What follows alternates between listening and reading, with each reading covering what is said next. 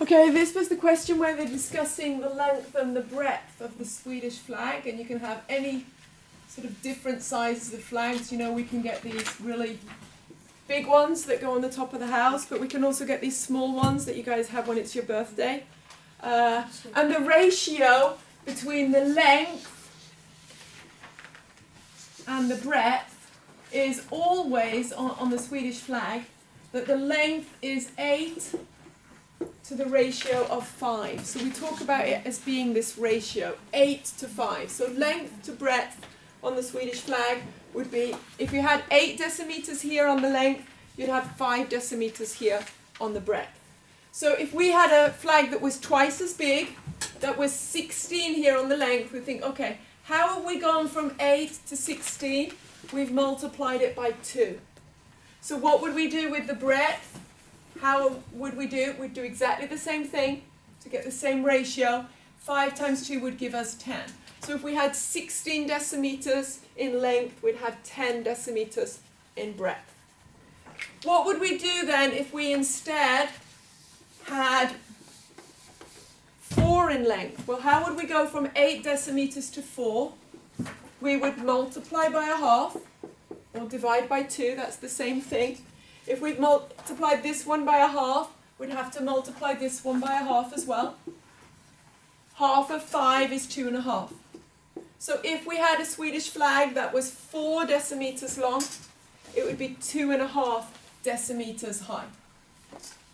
And this is how we can use ratios. What would we do then if we had a Swedish flag that was 15 decimeters wide? 1.5 meters in this direction. What length would the flag have? Well, we have to now think of how have we gone from 5 to 15? We've multiplied by 3. To go from 5 times 3 is 15. So we have to do the same thing for the length ratio. We'd multiply by 3. 8 3s are 24. So a Swedish flag that is 15 decimeters, 1.5 meters high, would be 2.4 decimeters long. If we had a number that doesn't divide or multiply easily by 2s or halves or 3s, let's say that we had a Swedish flag that was 10 decimeters long. We have to think, what can we do to go from 8 to 10? Well, if we take our number 8 and we multiply it by the 10 we're trying to find and divide by the 8 we were starting from, you'll be able to see that those 8s cancel, because 8 divided by 8 would be 1, so we would get 10 as our answer. So what we're doing is we're taking our 8, our starting number, and we're multiplying by the ratio 10 over 8. 10 eighths. That would give us 10 decimeters. So the length that we're looking for, we would get by multiplying by 10 and dividing by 8.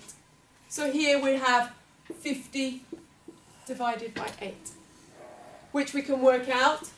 8 squared into 50, 6 eighths are 48, 2 left over, and 8 into 20, 16, 2 times, 4 left over, 8 into 40, 5 times. So we get 6.25 meters there for the breadth.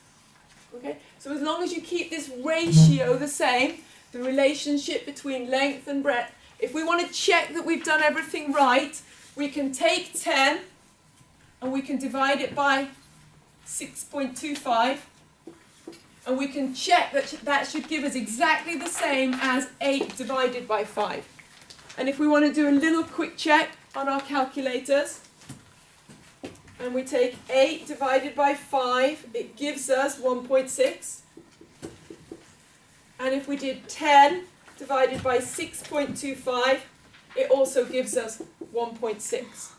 So if you've done this calculation right, you should get that the ratio of the length divided by the breadth that I've got is exactly the same as the ratio that I started with.